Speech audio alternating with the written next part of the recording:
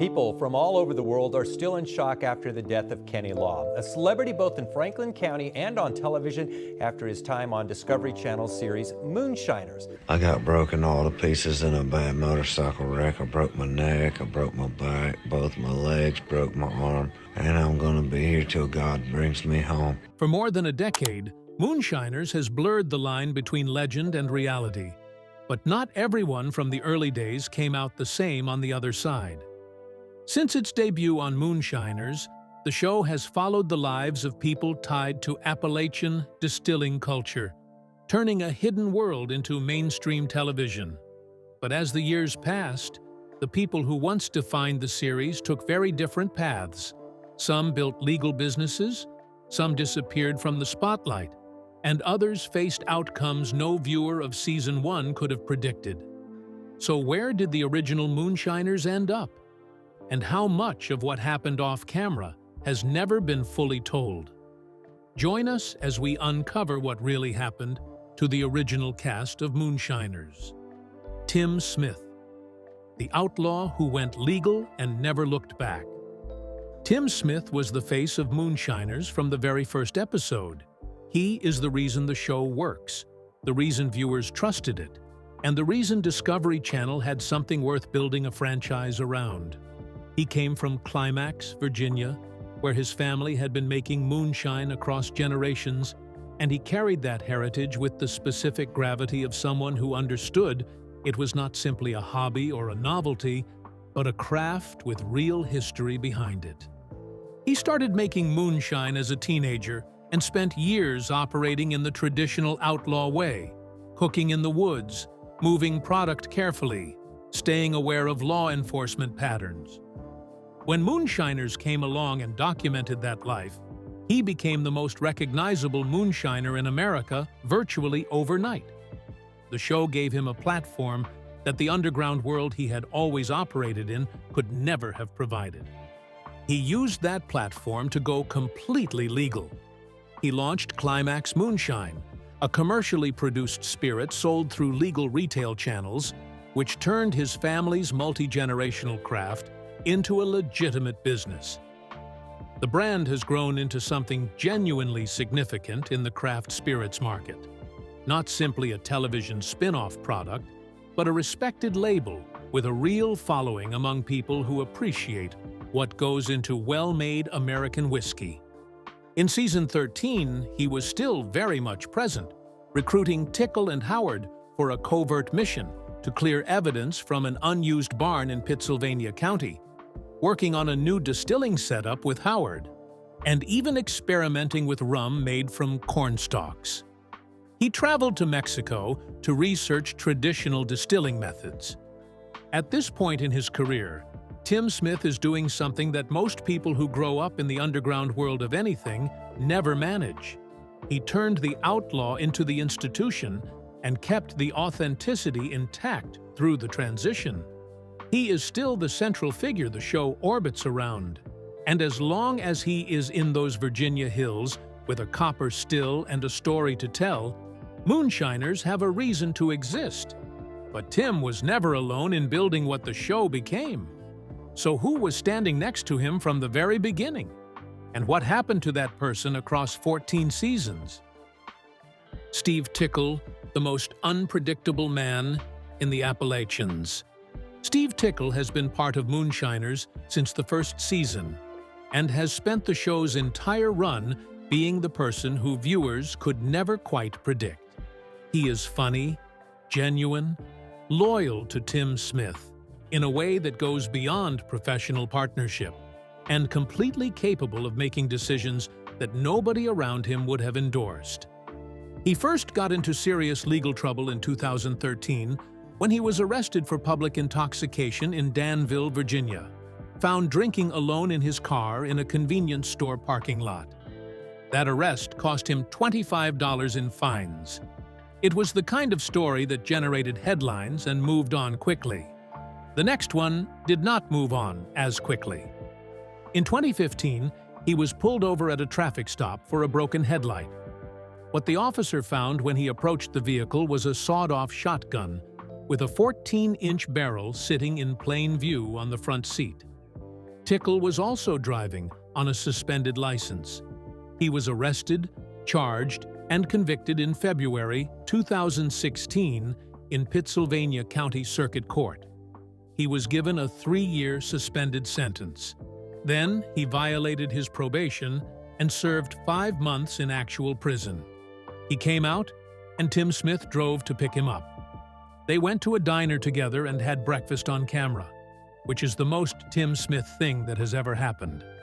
The loyalty between those two men has been one of the genuine constants of the show across every season. Tickle said something honest when he came out that deserved more attention than it got. He said he missed his daughter starting college. He was not there to move her into her dorm room. He said, time was the one thing you could not get back, and that you could recover a lot of things in life, but not that. He knew exactly what the jail time had cost him, not in career terms, but in the personal terms that actually matter. By 2025, he had gone through a genuine personal transformation. He and his wife Carol Ann were baptized together, publicly rededicating their lives as part of what he described as a redemption journey.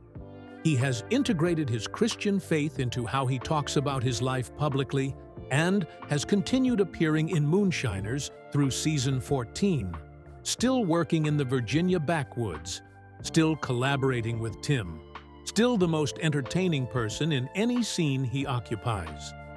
Now that you know where Tim and Tickle landed, here is the story of the pair who built their partnership into one of the most beloved double acts the show ever produced. Mark Ramsey and Eric Digger Maines, the duo who became a brand.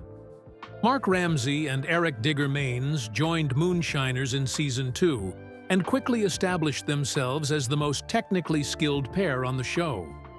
Where Tim and Tickle brought the outlaw authenticity and the personal drama, Mark and Digger brought something different. They brought craft obsession, a deep and genuine enthusiasm for the chemistry and history of distilling that made their segments feel like a masterclass even when the moonshine laws were working against them. They are from Cock County, Tennessee, which has a documented history as one of the most active moonshining regions in American history going back centuries. That heritage is not a television construct. It is real, and Mark and Digger carry it with the seriousness of men who understand they are part of a tradition that predates the country's tax laws by several generations. They eventually followed Tim's lead in going legal. They partnered with Sugarland's Distilling Company in Gatlinburg, Tennessee, which gave their craft a commercial platform without stripping it of the specific character that made it interesting. The partnership produced multiple product lines, with their names and recipes attached to spirits that people who had never seen the show could walk into a store and purchase.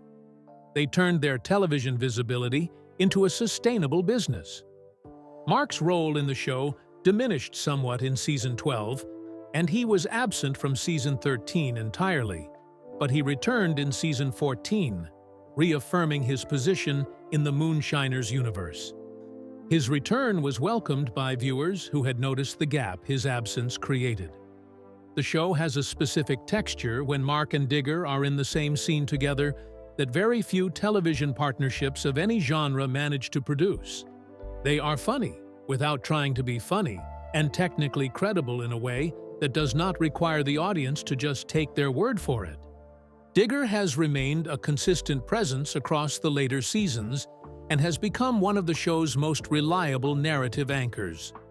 When something needs to be explained about the distilling process in a way that does not feel like a lecture, Digger is the person the producers reach for. Their contribution to what Moonshiners became across 14 seasons is significant in a way that is easy to underestimate if you focus only on the more dramatic storylines. They proved that the show could hold an audience with craft and personality without requiring someone to go to jail or start a turf war. Speaking of which, the turf war that consumed more than one season of the show had a specific instigator. So who was Mike Abbott, and what exactly did he do? Josh Owens and the accident that changed everything. Josh Owens came into Moonshiners as one of the younger faces on the show, a motorcycle enthusiast and moonshiner from North Carolina who brought a different energy from the Virginia old-timers around him. He was likable, enthusiastic, and carried the charm of someone who had not yet developed the protective instincts of people who have been in the public eye long enough to know what to protect themselves from. His story took a turn that nobody watching his early episodes would have expected. In 2014, he was involved in a serious motorcycle accident that left him with significant injuries and required a long recovery period. The accident forced him off the show temporarily and raised genuine questions about his ability to return to the physical demands that life in the moonshining world requires. He came back. He was not the same person physically that he had been before the accident, and the show acknowledged that directly rather than glossing over it. Scenes in the later seasons where fellow moonshiners, including a character called Butterbean, and veterans Henry and Kenny, discussed whether Josh was ready to return to fieldwork were among the more genuinely human moments the show produced. Butterbean's advice that Josh could accomplish anything with the right discipline was the kind of thing that lands differently when the person saying it and the person hearing it both understand the stakes involved. Josh has remained part of the Moonshiners cast across the later seasons and continues to appear in the show.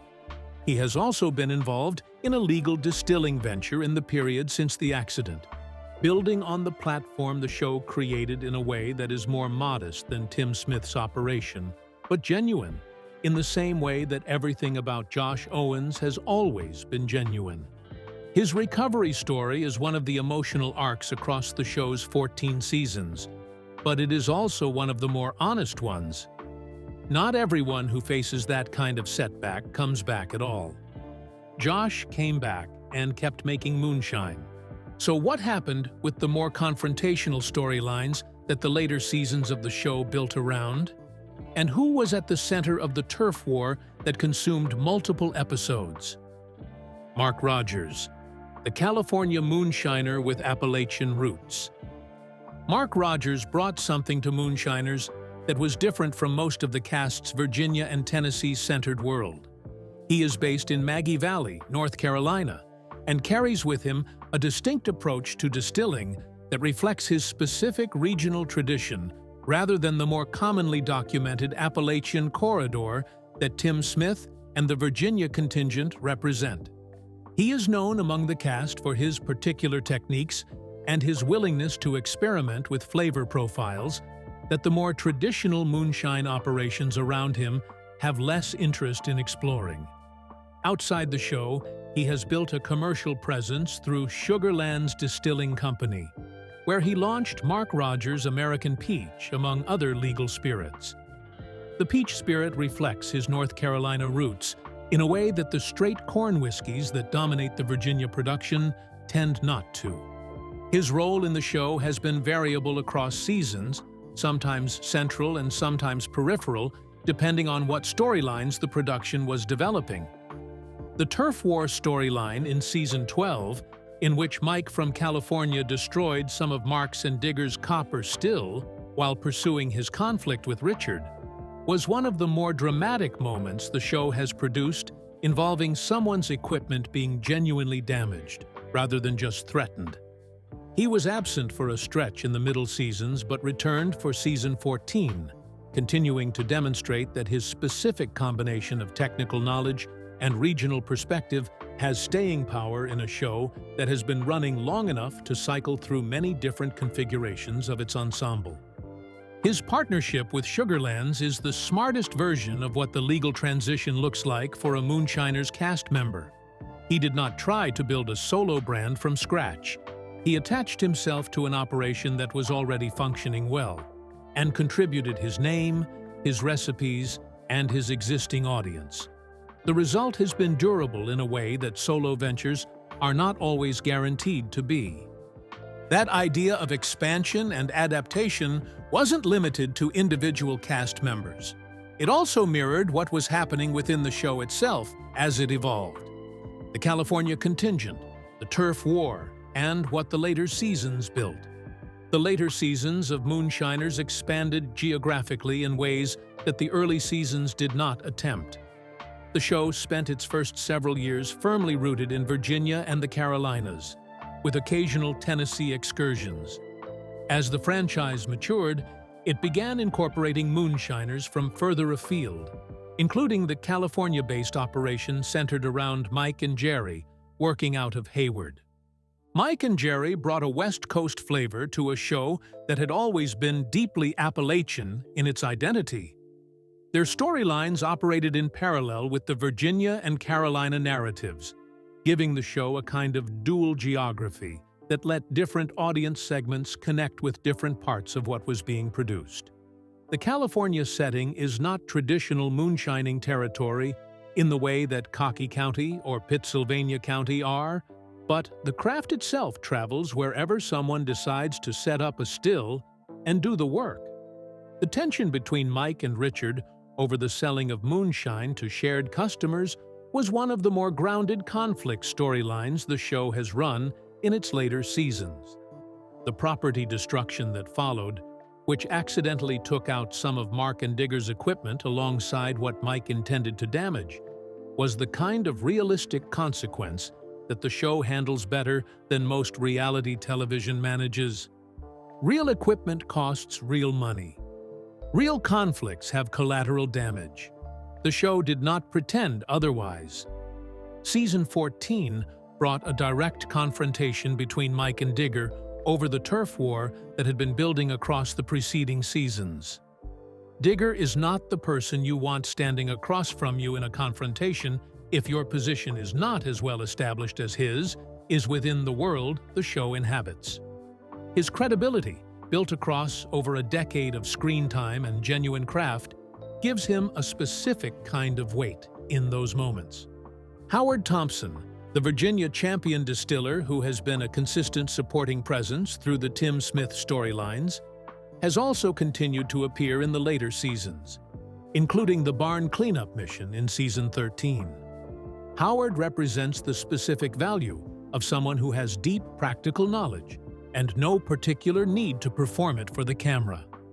He shows up, he does the work, and the people around him are better at their jobs because he is there. That idea of continuity and absence sits right alongside another, more somber thread in the show's history: the ones who are gone. No discussion of where the Moonshiners cast is now can be complete without acknowledging the people who are no longer in those hills because they are no longer anywhere. Popcorn Sutton is the most significant figure in the show's orbit who never actually appeared in it as a living participant. He died on March 16, 2009, before Moonshiners premiered. But his legend was already large enough that the show referenced him regularly, and his son Solomon has appeared to carry that legacy forward. Popcorn was a real moonshiner from Maggie Valley, North Carolina, who became something close to a folk hero in the tradition that the show documented. His story informed the entire cultural context within which Moonshiners exists. Cecil Love, who appeared in the show from 2014 through 2023, brought warmth and humor to his appearances that viewers who remember him describe with obvious affection. He was part of the ensemble that made the show feel like a genuine community, rather than a collection of individual performers. His absence from the more recent seasons is felt by people who paid attention to him when he was present. The show has always been honest, in its own way, about the fact that the world it documents is one where people age and change, and sometimes disappear from the hills for reasons that have nothing to do with television production decisions. That honesty is part of what has kept it credible across 14 seasons, when so many reality television franchises lose their authenticity long before they approach that milestone. What Moonshiners built across those 14 seasons is something genuinely unusual in the reality television landscape. It told the truth about a real American tradition, in the voices of real people who lived that tradition, without romanticizing it past the point of recognition or sensationalizing it past the point of respect. Tim Smith made it legal and kept it honest. Tickle made it human by being exactly who he is. Mark and Digger made it credible by knowing what they were talking about. Josh Owens made it real by getting hurt and coming back anyway. Season 14 premiered in December 2024, and the show keeps going. As long as there are people in those Appalachian hills who know how to run a copper still and are willing to let a camera crew follow them into the woods, Moonshiners has a story to tell. Which cast member do you think made the most of what the show gave them? Share your thoughts in the comments below. Remember to like, share, and subscribe for more. Also, click the next video showing on your screen. You will enjoy it.